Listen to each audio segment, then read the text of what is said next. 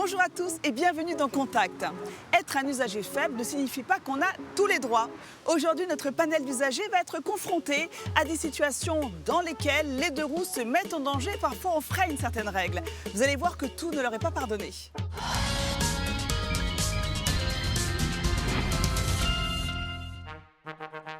Bonjour Tom. T'es prête? Ouais, je pense bien. On attaque ça. Le wheeling est-il autorisé sur la voie publique? Il n'a pas peur. Complètement inconscient. Ah oui, il veut faire le malin. Mais ça m'impressionne toujours. Il n'a pas peur de péter un recto, rien du tout. Non. Vas-y que je passe. Je dis toujours que c'est pas bien, mais au fond de moi, si je savais le faire. Peut-être pas vraiment l'endroit pour rouler comme ça, quoi. Non, Ouais, pas sur la route. Pas sur la route, à non, brûler des jamais, feux non. rouges, à prendre la priorité des piétons. clairement pas. Surtout dans des conditions pareilles. Et en plus, c'est tellement... Il suffit d'un caillou, tu tombes en fait. Quand même pas. Ah, Un bout de bois à la Non, limite. mais tu vois ce que je veux dire, tu vois. Il va faire dans des pistes de BMX ou quelque chose comme ça pour ça. Ouais. On peut pas savoir où il va aller, ni rien. Exactement. C'est imprévisible, parce que même lui, il peut pas prévoir exactement.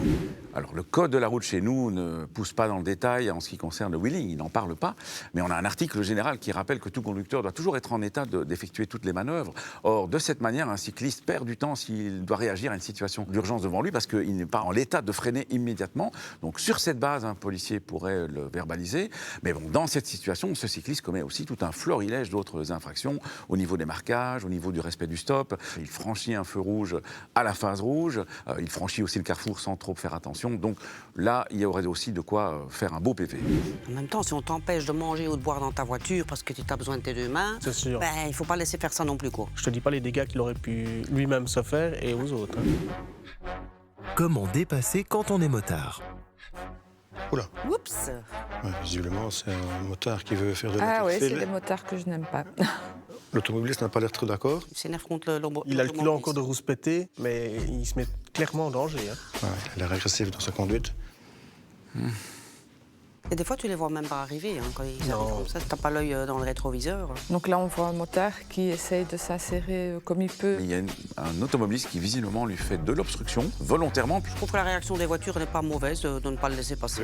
La voiture rajoute une dose de danger à une situation qui est déjà dangereuse. Il y a une manière et une façon de faire les choses. Je pense qu'il doit prendre son mal en patience s'il voit pas qu'il y a une brèche pour passer. Ben, moi je suis un peu motard, donc je remonte les voitures, mais très lentement. Moi je pense qu'on peut très bien cohabiter tous les deux sur la route en faisant preuve de bonne foi. Bon, je trouve que c'est dangereux même d'essayer de passer en interligne comme ça.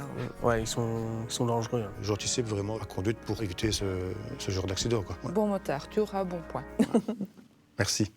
Il faut savoir que la remontée des fils par les motards est autorisée à certaines conditions. C'est une double condition cumulative, donc il faut qu'il y ait des fils. Le motard ne pourra pas rouler à plus de 20 km/h au-delà de la vitesse moyenne des véhicules qu'il dépasse, et il ne peut pas dépasser 50 km/h au total. Ici, j'ai l'impression que le motard, si c'était le droit belge, va un peu trop vite. Concernant les voitures, ceux-ci ont chez nous aussi des obligations, mais cette fois-ci liées au couloir de secours, puisque quand il y a de forts ralentissements, les véhicules qui sont situés à gauche doivent serrer vers la gauche, ceux qui sont à droite doivent serrer vers la droite. Et donc, il se crée naturellement une zone dégagée, un couloir, qui est pour les secours, bien entendu, mais que les motards peuvent parfaitement utiliser. Et donc, en Belgique, cet automobiliste aurait pu être verbalisé sur cette base. Bon, la prochaine fois, dans les ralentissements comme ça, je ferai de la place pour les motards. Contact, c'est terminé pour aujourd'hui. Vous retrouverez la semaine prochaine votre émission consacrée à la sécurité routière. Mais en attendant, vous pouvez suivre toute notre actualité sur le site et l'application RTBF Actu. À très bientôt et d'ici là, bonne route.